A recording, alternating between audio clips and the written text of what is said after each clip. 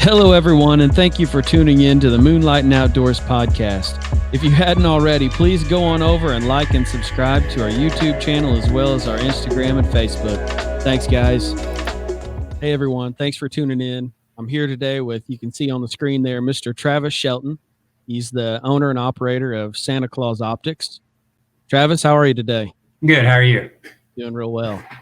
So, Travis and I, we did a little collaboration. And I asked him if he'd be interested to come on here and go over some things and just talk thermal, mainly thermal. He also is a distributor of just regular night vision as well.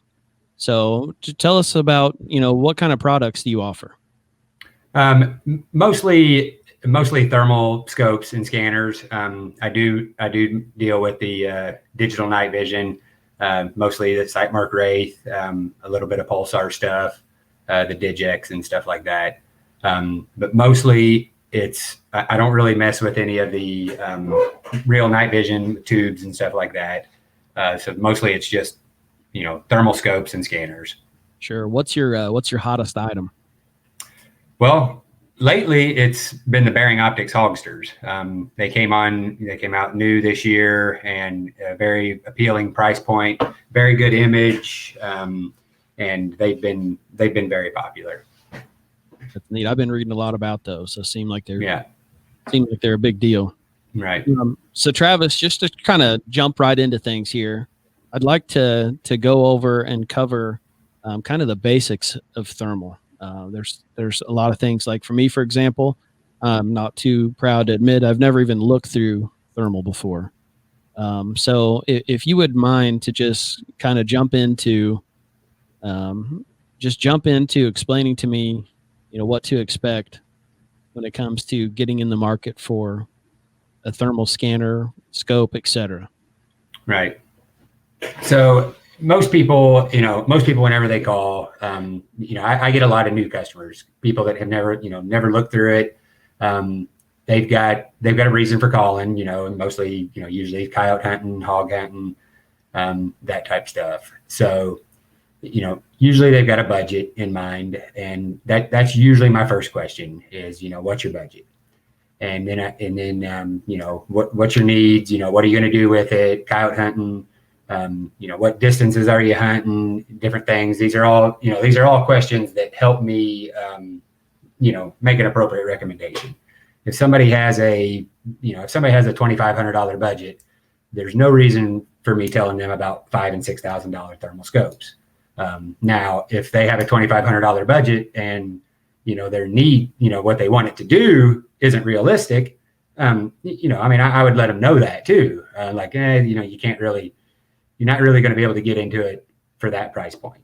People sometimes call me and have $1,000 budget, and they want to be able to shoot coyotes out to 500 yards, and I just have to, stop and back up and just, explain some things to them. Sure. But, let me jump in for a second. Why is thermal so much money? Like what about it makes the price so high?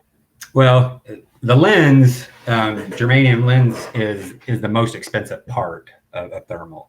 So, other than that, I know the price hasn't changed much over the years. The products have gotten better, but the prices stayed the same. I know people all the time, say, oh, I hate to buy something now, and then in 2 years, you could buy the same $3,000 or $4,000 scope for $1,000. Sure. And, right now I just don't really see that happening. These companies, they can't keep up. So, they can't produce enough of these things to get in the hands of everybody. So for them to come out next year and say, oh, this $4,000 scope that we've got a wait list of, 2,000 people deep, now it's going to be $2,000. So I just don't really see that happening. Sometimes people are scared to get into it because they think, just like all electronics, the bottom's going to fall out of it. And I just don't see that happening right now. But, the products do seem to be getting better for the same price. So essentially the price is kind of coming down, I guess you could say. because the quality's going up. It's, yeah, we're balancing out. So, tell me, what do those numbers mean? I'm trying to think of a smart way to ask that question, but I see, like, when you see the scope, there's numbers associated with each of them. Yeah. So for the beginner out there that's getting into the market, what do those numbers mean? Most people refer to two different numbers. I mean, there's all kinds of numbers, but most people know 384 and 640. Like those are the two different things, and that's the resolution. But I will tell you, not to get completely wrapped up on those numbers. I mean, you can take 4 or 5 different devices that are all 384 by 288, different brands, different makes, different models, same brand, different models, whatever it may be, but they're all 384 by 288. Line them all up, hand them to somebody, look through them, and you get drastically different images. There's a lot of things that control the image.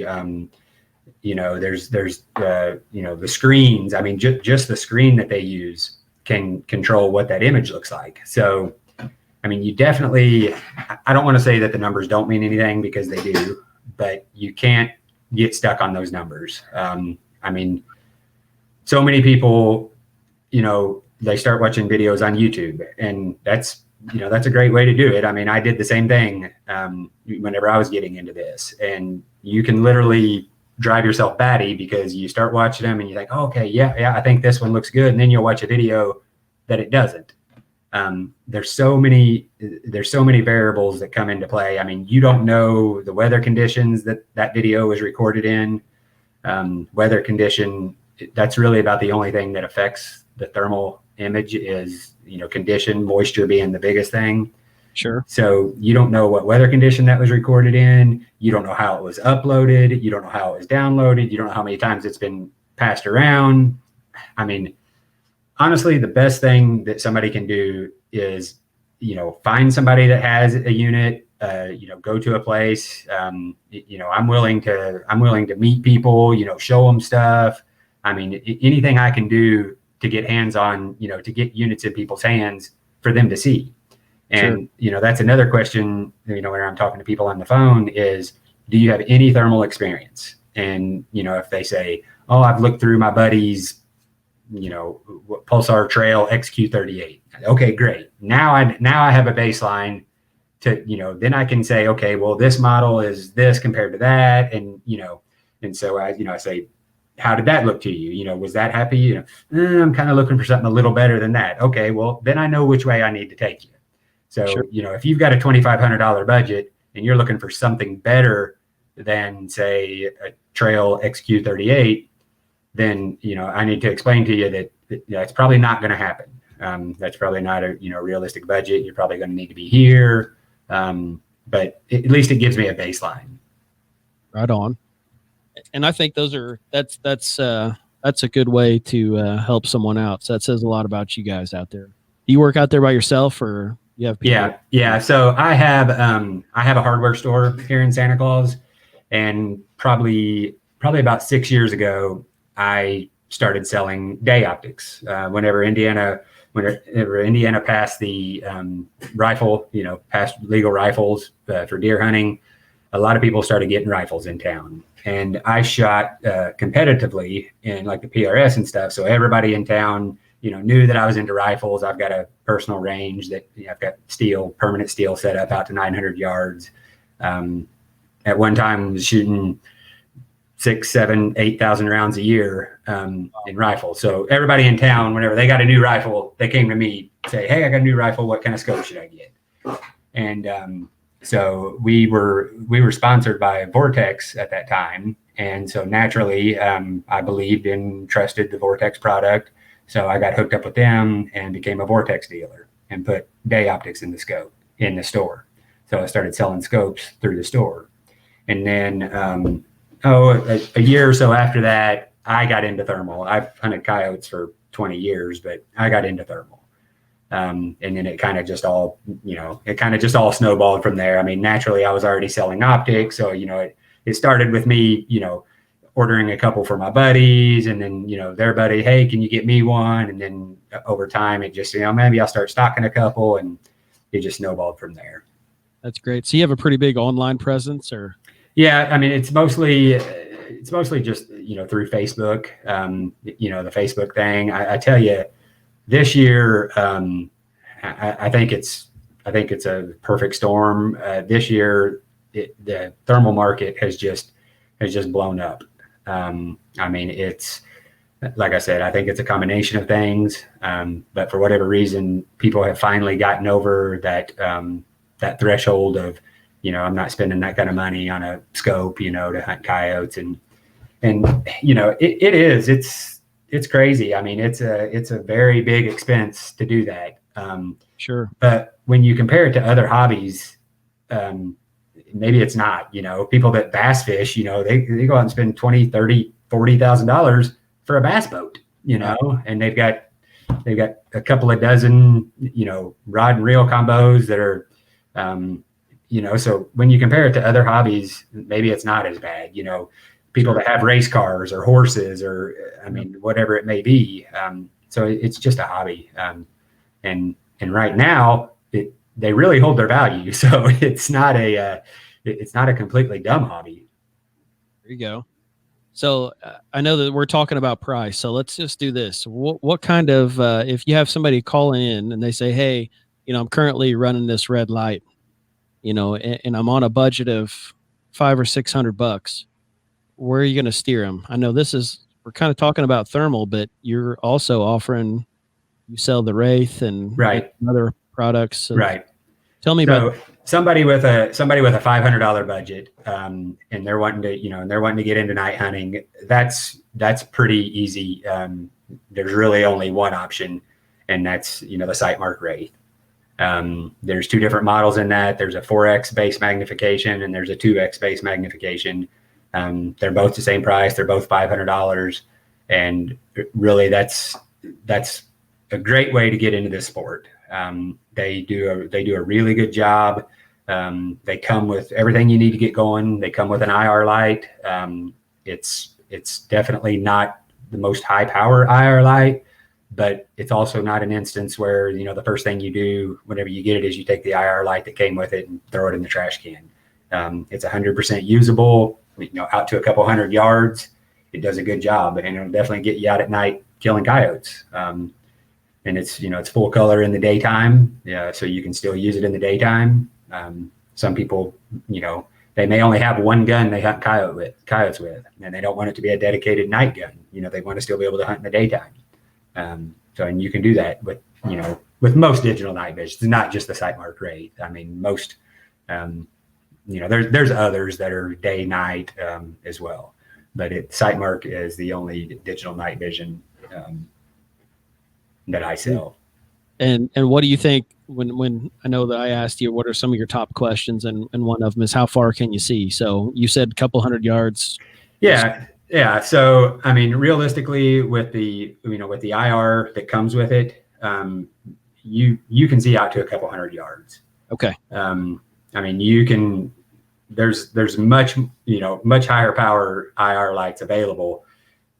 Some of them get to be, a couple hundred dollars for just the light. But then you're talking, shining out to 600, 700, 800 yards, with those lights. I mean, it's typically you're not shooting that far at night, but you have you can see something coming in. Yep. Just kind of jumped into that. And I'm glad that you covered it for me for a minute, but, somebody that has that $500 to spend on a, something like that, say, I know this because I was poking around and I see that there's night vision out there, thermal out there available, a thermal scanner, a couple of them, in that $500 range. Yep. So what do you think? I mean, you're somebody that's held it in your hands. You probably even demoed it a few times. Yep. Is it even worth the money? It is. It definitely has value, and it definitely has a place in the market, as long as you have realistic expectations. It's nothing like the $2,000 scanners, but coupled with a night vision scope, it it really amplifies the night vision scope. It complements the night vision scope as the night vision complements it. They really work great together. So what people find is, scanning with the gun is tough, because you're swinging the gun around the whole time. You're doing a 180-degree dance around the tripod. You've got all that extra movement. So that alone is nice to be able to eliminate that. The entire time you're walking in, you got to stop and keep putting the gun up and scanning. So just having a scanner there, it helps that. And then trying to scan with night vision is a whole nother obstacle, because I always kind of give the scenario to people. It's just like spotlighting for deer. You can swipe a spotlight through a field, and there can be a whitetail standing in a cornfield 300 yards, and if it's not looking at you, you can very easily miss that deer. It's a camouflage deer standing in a cornfield, and it's the exact same with night vision. If that coyote or whatever is not looking at you, you can very easily miss it, because these things are black and white image. So it's a gray coyote standing in a gray cornfield. So with thermal, you don't get that. You're not gonna miss it. It's an LED light the entire time, whether it's looking at you or not. So you scan with the thermal, and then you shoot with the night vision. Now this Micro 160 by AGM is one of those $500 scanners, thermal scanners. And I've got some pretty good videos that I've taken with it that tell you, different distances, what you're looking at. Most of them are a deer because obviously they're easier to find and they stand still a long time. But, you can see out to a couple hundred yards with this thing, even out to 300. And now you're not going to know what it is, but if you have a night vision scope, you just jump down on your night vision scope and shine out there and take a look and see what it is. There may be instances where, say 250 yards, it looks like something over there, like, that kind of looks like something. You may jump on your scope and find, oh, that's not anything. It's just a, hot spot or whatever it may be. But it definitely, I really think they complement each other well. Either one of them by themselves have limitations. How many yards are you seeing with that Micro 160? I was able to detect heat out to 400 yards with it. Now I absolutely knew what I was looking at was already there. Had I not known that it was there, I realistically, I would say 300 yards. And then, ID inside 70, 75. So, it's gotta be well inside 100 yards before you're going to even begin to know what you're looking at. But with the night vision scope, that's not really an issue, because if you see something at 150 and you've got no idea if it's a deer or a coyote, you just lean down and look through your scope and bam, it's over. Yeah. I like this because, we're starting out, we're covering some of the basics. We're talking about the entry level scanners. We're talking about the Sightmark Wraith. We're not really jumping into those high dollar items. I'm going to say for a whole nother show. So thinking about that, knowing the kind of bracket that we're in right now, what is the best bang for the buck for, I'm not going to say beginner coyote hunter, because I think all beginners should start with a red light or you'll never appreciate anything else. But for the intermediate coyote hunter that's going out 3 or 4 times a week or even a month, bang for the buck, what do you think?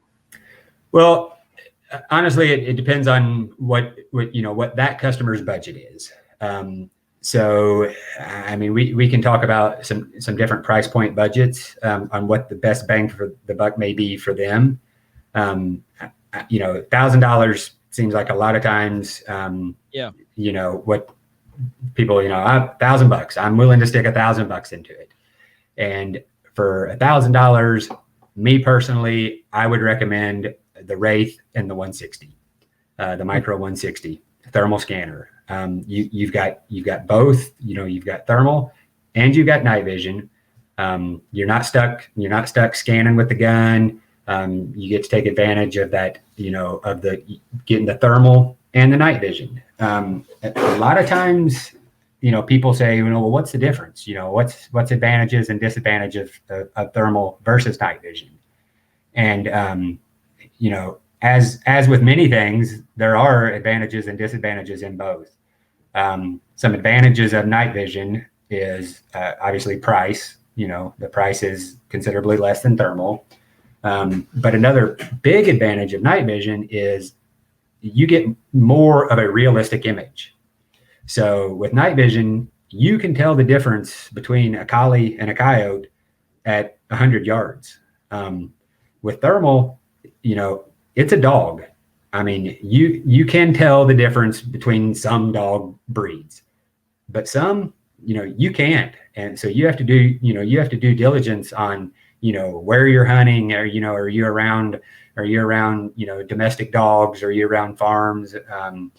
There's little telltale signs with thermal, what you're looking at, body movements, postures, tail, that type stuff. But with night vision, you don't have to worry about that as much. I mean, because you get more of 100% positive, identification. And, I have some customers that it's not a cost issue. It's not a price thing. It's not that they can't afford something. They actually 100% prefer to shoot with night vision.